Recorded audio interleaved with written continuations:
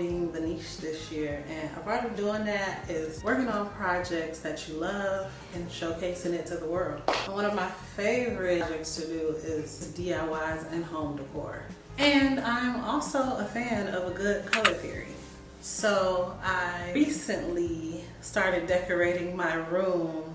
I've been in my apartment for over 6 months, and all I had was the deposit. So now I am decorating the room. Initially, I wanted a room that felt rich, that had the very gothic and dramatic tones that invoke some type of peace. So for the color palette of my room, I went with a very deep plum, as you can see in my background. Eventually, I want to add a few accents where I'm including muted neutrals, your beige and your mustards, or maybe like a trim of gold.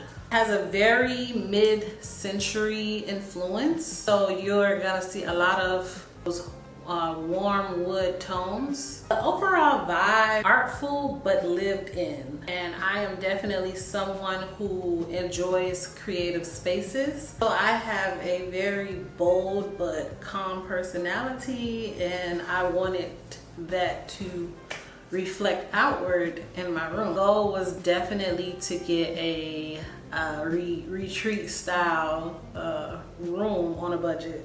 So color theory tells us that your deep blues are like a depth enhancer. It makes the palette feels layered instead of flat. Deep blues invoke trust and calmness, and when that's paired with plum, it acts like kind of a neutralizer. So in this case, it gives like a cooling and warm feeling that kind of balance out the emotion with a little bit of sophistication. This works because blue and green sits right on the color wheel of plum, and it acts almost like a complementary color, which makes the combination harmonious yet still dynamic.